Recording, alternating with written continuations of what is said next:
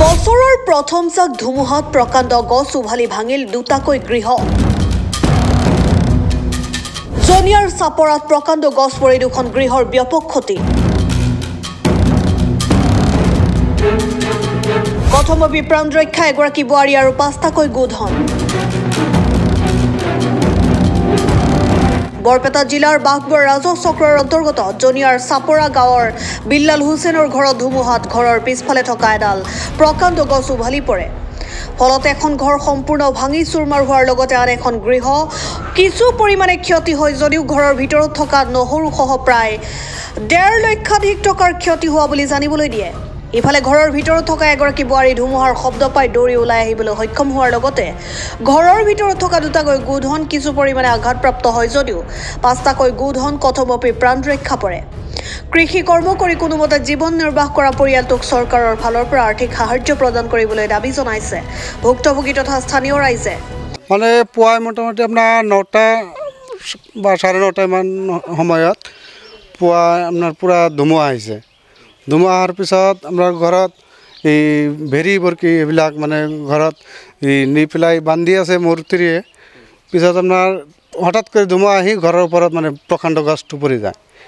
গছটো পৰাৰ পিছত মানে একদম এইখন ঘৰৰ ভাঙি আকৌ বেলেগ ৰান্ধনী ঘৰটোত দুয়োটো ঘৰ মানে পূৰা ক্ষতি হৈছে আমাৰ। এইটো ঘৰ আপোনাৰ টোটেলি গোটেইখিনি শেষ ক'ব লাগিব।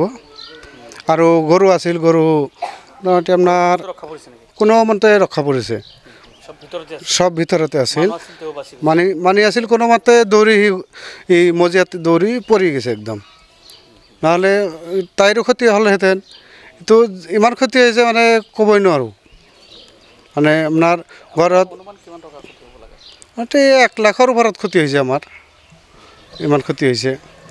আৰু ঘৰত আপোনাৰ নহৰু আছিল, আপোনাৰ নহৰু মোটামুটি আপোনাৰ বৰষুণত তিতি একদম শেষ হৈ গৈছে এইবিলাক। আৰু দুটা ঘৰ মিলি ধৰক মোটামুটি প্ৰায় 1.5-2 লাখ মানে ক্ষতি হ'ব ধৰক। নহৰু টহৰু লৈ এইবিলাক ভিজি একদম শেষ হৈ গৈছে। সেইটো মই কওঁ আমাৰ মুখ্যমন্ত্ৰী মহোদয়ক কৈ আছোঁ যে এইটো আমাৰ ক্ষতিপূৰণটো যদি তেখেতে দয়া কৰি দিয়ে আমি সকাহ পাম। এইখিনি মুখ্যমন্ত্ৰী মহোদয়ৰ ওচৰত মোৰ বিনীত নিবেদন। তাৰমানে আজি পুৱাৰ যিটো ধুমুহা বৰষুণ হৈছে সেইটো বৰষুণত তাৰমানে মই খবৰ পালোঁ যে এনে ঘৰ এটা বহুত বিস্তৰ ক্ষতি সাধন হৈছে। ঘৰত বোলে গৰু আছিল, আহি গৰুকেইটা মই বাহিৰতে দেখা পাইছোঁ। কিন্তু যিটো ক্ষতি হৈছে অভাৱনীয় ক্ষতি হৈছে। আৰু ঘৰত বহুতো নহৰু আছিল, নহৰু একদম বৰষুণত তিতি নহৰুবিলাক শেষ হৈছে। আৰু মোটামুটি 2টা ঘৰ ভাঙিছে ধুমুহাত, 2টা ঘৰ ভাঙিছে। মোটামুটি ধৰকচোন 2 লাখ মান টকাৰ ক্ষতি হৈছে।